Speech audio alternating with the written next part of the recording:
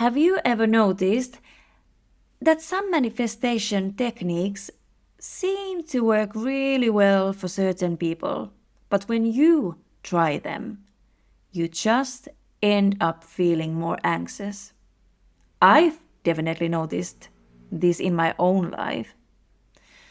For a long time, I thought that if a method didn't work for me, it meant I wasn't doing it right, that I wasn't disciplined enough, that I just needed to push through. And that's what so much manifestation advices sounds like. Push through, keep going.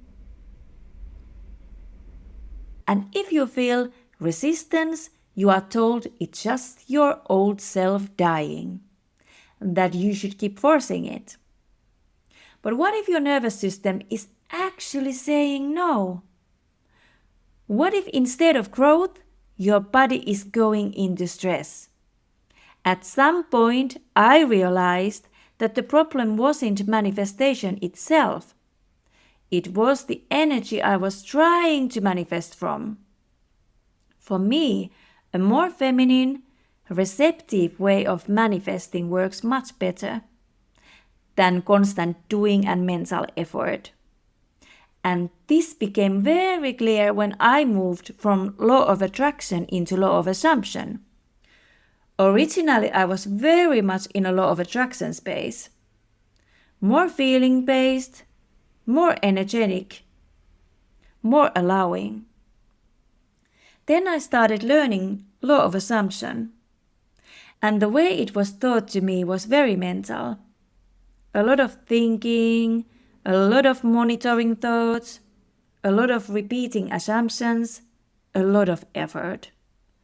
And even though I don't think this is what Neville Goddard originally meant, the way I learned it created pressure. Instead of feeling aligned, I became more anxious. Instead of trusting, I started controlling. Instead of being in my body, I was constantly in my head. And at some point, I had to be honest with myself. This isn't working for me. Not because the law was wrong, but because I was practicing it from the wrong energy. This is where I started to really understand that manifestation is deeply connected to biology, hormones, and the nervous system. We don't all regulate stress in the same way. Our society, for the most part, is built around a very linear action-based rhythm. Wake up early, follow the calendar, plan ahead, push forward, do more today for a better future tomorrow. This structure works very well for many men. Biologically and hormonally, the male nervous system often releases stress through action, doing things, moving the body, providing, building. Action calms the system. And I see this very clearly with many men. They love doing, moving forward, taking actions. It doesn't stress them, it energizes them. Because the masculine action-based energy is natural for them. And that's not something that needs to be fixed. It's something that needs to be allowed.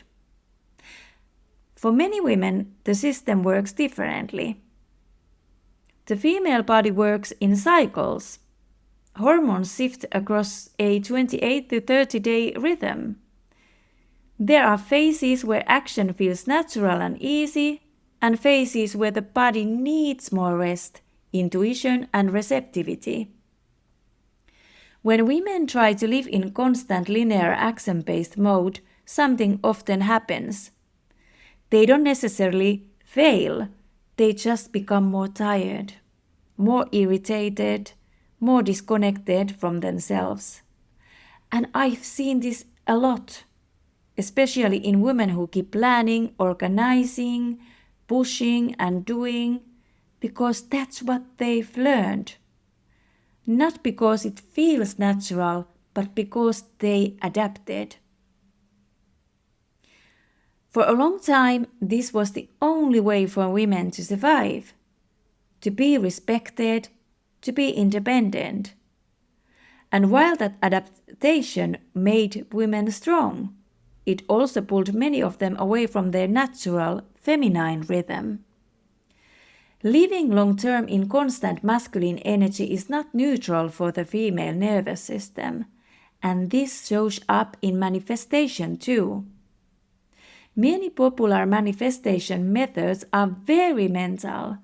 Think more, visualize harder, repeat affirmations, control your thoughts. For some people, this works beautifully. For others, especially many women, it creates overthinking instead of clarity. And I'm not even sure men overthink in the same way women do. I think many women aren't overthinking by nature. They're over-adapting to the system that rewards constant productivity. This doesn't mean women shouldn't act, and it doesn't mean men shouldn't rest. Both energies exist in everyone, but the balance is different. Problems arise when we force ourselves into a way of manifesting and living that our nervous system can't sustain.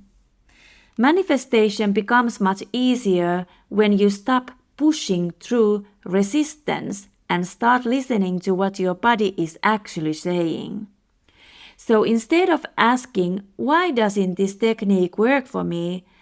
A more honest question might be, from what energy am I trying to manifest? Because manifestation isn't about forcing reality. It's about creating the internal state where life can respond naturally. And that state looks different for different bodies. Thank you for listening.